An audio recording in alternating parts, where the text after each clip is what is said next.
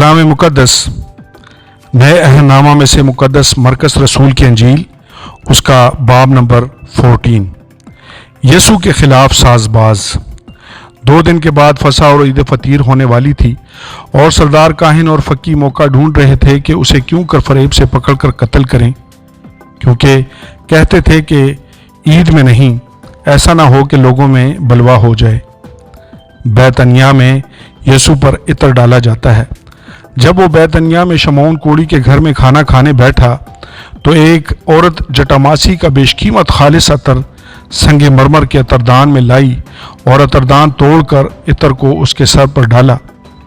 मगर बाज अपने दिल में खफा होकर कहने लगे, ये इत्र किस लिए ज़ाया किया गया, क्योंकि ये इत्र 300 दिनार से ज़्यादा को बिक कर गरीबों को दिया जा सकता था। और वो उसे मलामत करने लगे। यसू ने कहा, उसे छोड़ दो, उसे क्यों दिक करते हो?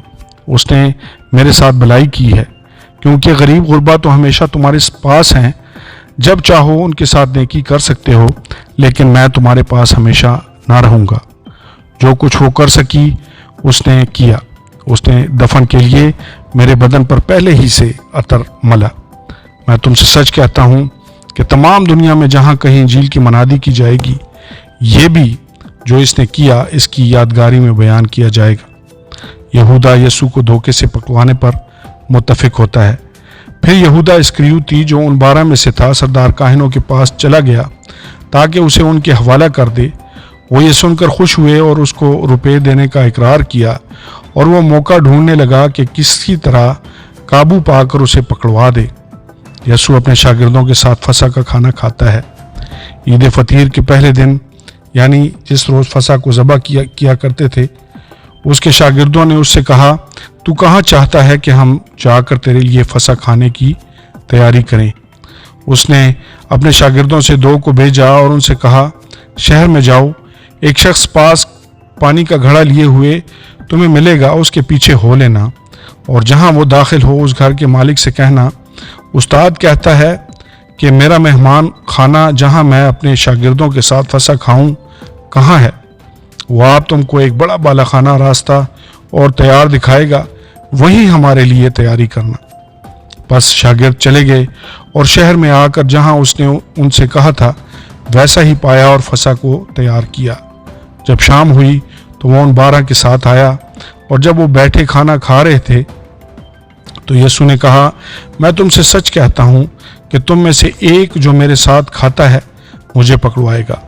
वो दिलगीर हुए और एक एक करके उनसे कहने लगे, क्या मैं हूँ? उसने उनसे कहा कि वो 12 में से एक है जो मेरे साथ तबाग में हाथ डालता है, क्योंकि इब्ने आदम तो जैसा उसके हक में लिखा है जाता ही है, लेकिन उस आदमी पर अफसोस जिसके वसीला से इब्ने आदम पकड़वाया जाता है। अगर वो आदमी पैदा ना होता तो उसके लिए अच्छा होता। इशाए रबानी। और वो खा ही रहे थे कि उसने रोटी ली और बरकत देकर तोड़ी और उनको दी और कहा, लो ये मेरा बदन है। फिर उसने प्याला लेकर शुक्र किया और उनको दिया और उन सबों ने उसमें से पिया। और उसने उनसे कहा, ये मेरा वो अहद का खून है जो बतेरों के लिए बहाया जाता है। मैं तुमसे सच कहता हूँ कि अंगूर का शीरा फिर कभी ना पीऊँगा उस दिन तक कि खुदा की बादशाही में नया ना पीऊँ। फिर गीत गाकर बाहर जैतून के पहाड़ पर गए। यसू पेशन गोई करता है कि पतरस मेरा इनकार करेगा। और यसू ने उनसे कहा, तुम सब ठोकर खाओगे, क्योंकि लिखा है कि मैं चरवाहे को मारूंगा और भेड़ें प्रागंदा हो जाएंगी, मगर मैं अपने जी उठने के बाद तुमसे पहले गलील को जाऊंगा। पतरस ने उससे कहा, वो सब ठोकर खाएं लेकिन मैं ना खाऊंगा। यसू ने उससे कहा, मैं तुझसे सच कहता हूँ कि तू आज ही रात मुर्ख के 2 बार बांग देने से पहले 3 बार मेरा इनकार करेगा। लेकिन उसने बहुत जोर देकर कहा, अगर तेरे साथ मुझे मरना भी पड़े तो भी तेरा इनकार हरगिज ना करूंगा। इसी तरह और सब ने भी कहा।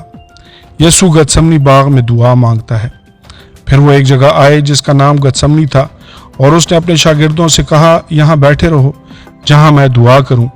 और पतरस और याकूब और यूहन्ना को अपने साथ लेकर निहायत हैरान और बेकरार होने लगा और उनसे कहा, मेरी जान निहायत गमगीन है, यहाँ तक कि मरने की नौबत पहुँच गई है। तुम यहाँ ठहरो اور جاگتے رہو۔ اور وہ تھوڑا آگے بڑھا اور زمین پر گر کر دعا کرنے لگا کہ اگر ہو سکے تو یہ گھڑی مجھ پر سے ٹل جائے، اور کہا اے باپ، تجھ سے سب کچھ ہو سکتا ہے، اس پیالے کو میرے پاس سے ہٹا لے، تو بھی جو میں چاہتا ہوں وہ نہیں بلکہ جو تو چاہتا ہے وہی ہو۔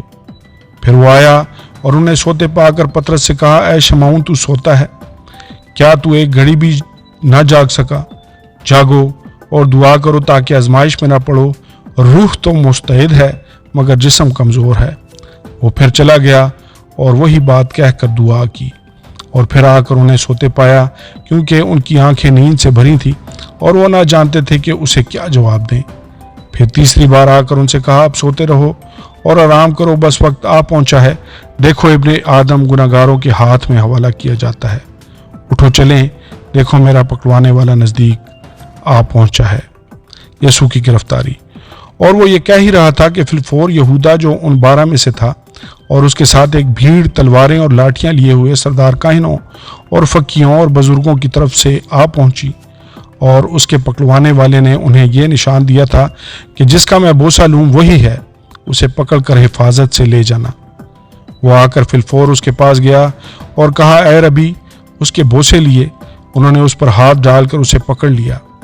ان میں سے جو پاس کھڑے تھے ایک نے تلوار کھینچ کر سردار کاہن کے نوکر پر چلائی اور اس کا کان اڑا دیا۔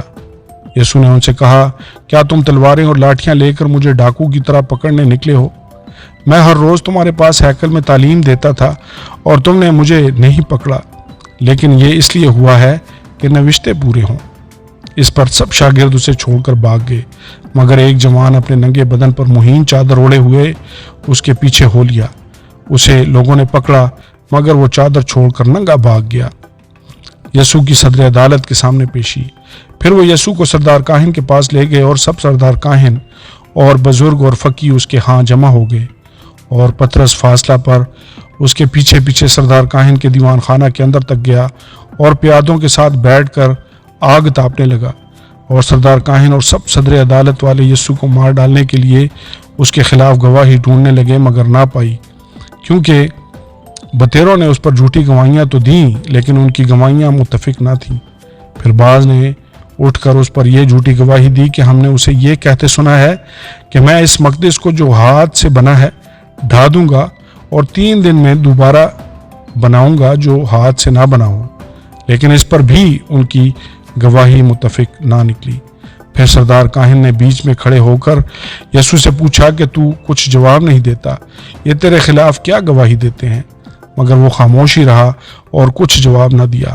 سردار کاہن نے اس سے پھر سوال کیا اور کہا، کیا تو اس استودا کا بیٹا مسیح ہے؟ یسوع نے کہا، ہاں میں ہوں۔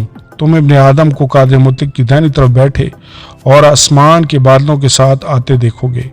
سردار کاہن نے اپنے کپڑے پھاڑ کر کہا، اب ہمیں گواہوں کی کیا حاجت رہی؟ تم نے یہ کفر سنا، تمہاری کیا رائے ہے؟ ان سب نے فتویٰ دیا کہ وہ قتل کے لائق ہے۔ تب بعض اس پر تھوکنے اور اس کا منہ ڈھانپنے اور اس کے مکے مارنے اور اس سے کہنے لگے، نبوت کی باتیں سنا، اور پیادوں نے اسے تماچے مار مار کر اپنے قبضہ میں لیا۔ پطرس یسوع کا انکار کرتا ہے۔ جب پطرس نیچے صحن میں تھا تو سردار کاہن کی لونڈیوں میں سے ایک وہاں آئی اور پطرس کو آگ تاپتے دیکھ کر اس پر نظر کی اور کہنے لگی، تو بھی اس ناصری یسوع کے ساتھ تھا۔